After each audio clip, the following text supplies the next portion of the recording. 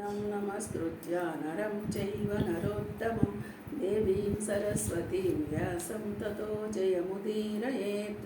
हरिः ओं। श्री गणेशाय नमः। श्री गुरुभ्यो नमः।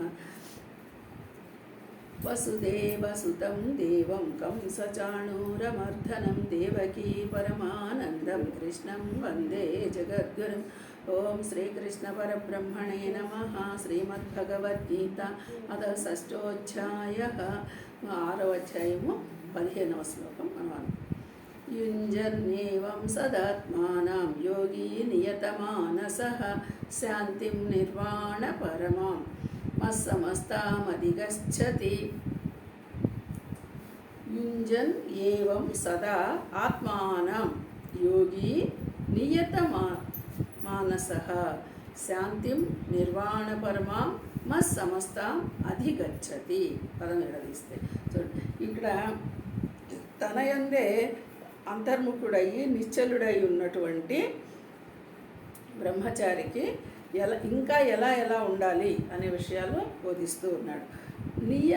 నియత మానస, మనో నిగ్రహము గలవాడు. చూడండి, అన్నిటికీ అసలు మూలము మనస్సు. దీనిని నిగ్రహించగలిగినప్పుడు ఇంకా ఏదైనా నేర్చుకోగలుగుతాడు, ఏదైనా చేయగలుగుతాడు. అన్నిటికీ మూలం మనసే మూలం. అలాగే ఇక్కడ మళ్ళీ ఈ శ్లోకంలో కూడా మనకి అదే మాట చెప్తూ ఉన్నారు. మనోనిగ్రహము గలవాడగు యోగి ఈ ప్రకారముగా ఆత్మను నిరంతరము, ఏ ప్రకారముగా ముందటి శ్లోకంలో చెప్పాడే, నాయందే నిశ్చల స్థితి కలిగి ఉండడము అచంచలమైన భక్తితో అని చెప్తాడే, ఆ విధంగా ఉండగలిగిన వాడు పరమేశ్వరుడునైన నా రూపమునందే లగ్నమునర్చుచు. చూడండి, అంటే ఇక్కడ ఎక్కడ చూస్తున్నావు? ఇప్పుడు మన అంతర్దృష్టి ఎవరి వైపు చూస్తుంది, ఎక్కడుంది అంటే అంతర్లీనంగా నీలో ఉన్నటువంటి పరమాత్మను నువ్వు గుర్తించగలిగావు. ఆ నిశ్శబ్దంలోకి నువ్వు వెళ్ళగలిగావు. ఆ నిశ్శబ్దంలోనే నువ్వు నిశ్చలంగా ఉన్నావు. ఈ విధంగా నా స్వరూపమునందే లయం చెయ్యి అంటున్నాడు. ఇప్పుడు ఆయన స్వరూపం ఏంటి? మరి ఇప్పుడు ఆయన స్వరూపము నామరూపరహితుడు కదా, నిశ్శబ్దమే కదా. అంతర్లీనంగా మన లోపల ఉన్నటువంటి పరమాత్మను గుర్తించటం, ఆ పూర్ణంలోనే ఉండయా అని చెప్తున్నాడు. అలా లగ్నం అలర్చిన వాడు మత్ స్థానం నాయందే స్థితమై ఉన్నా. చూడండి, ఇప్పుడు ఇంకా మనము ఒకటి కొంచెం జాగ్రత్తగా ఆలోచిస్తే ఆలోచన ఏదీ లేదు, పరమాత్మ భావనతోనే ఉన్నాము. నా స్వస్వరూపమే పరమాత్మ అనేటువంటి ఎరుకలోకి రాగలిగాము. ఆ ఎరుకలో నువ్వు పరమాత్మ యందే స్థిరముగా ఉన్నావా లేవా ప్రశ్నించుకోవాలి. ఆ స్థిరముగా నువ్వు ఉండటము సాధించగలగాలి. అలా స్థిరముగా ఉన్నవాడు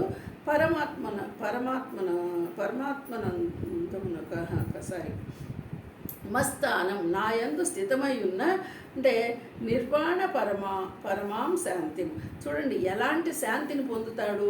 పరాకాష్ఠ రూపమైన శాంతిని, పరమానంద శాంతిని. ఇంకా దీనిని మించిన శాంతి వేరేది లేదు. అంటే అక్కడ జరిగేదేంటి? అధిగచ్చతి, పొందుతాడు అంటున్నాడు. అక్కడ జరుగుతున్నది ఏంటి? మనం ఆలోచిస్తే ఏ ఆలోచన లేకుండా నీ మనసు స్థిరంగా లయమై ఉన్నప్పుడు నువ్వు ప్రశాంతంగా ఉన్నావు. ఆ స్థితిలో ఉండటమే ఇక్కడ పరమగచ్చతి అంటున్నాడు.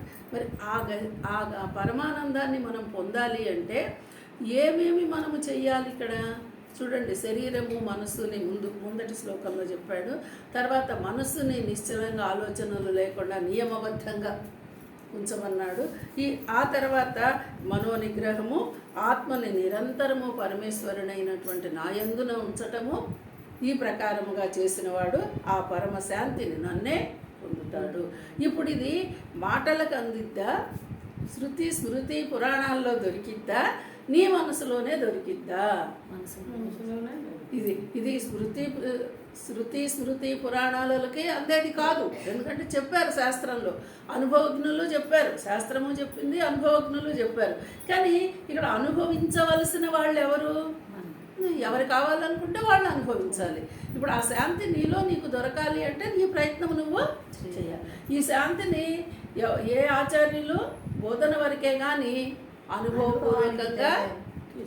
అనుభవపూర్వకంగా తెచ్చుకోవలసిందే. ఏ వ్యక్తి అయితే ప్రయత్నిస్తున్నారో ఆ వ్యక్తి మాత్రమే తెచ్చుకోగలుగుతారు. మాటల ద్వారా, చదవడం ద్వారా రావడము కాదు. అంటే ఈ మనస్సుని ఇంత స్వాధీనం పరుచుకున్నప్పుడే పరమానంద స్వరూపాన్ని, ఆ నిశ్చల స్థితిని మనము పొందగలుగుతాము. ఆ స్థితిలోకి రావయ్యా అని చెప్పి చెప్తున్నాడు. హరి ఓం.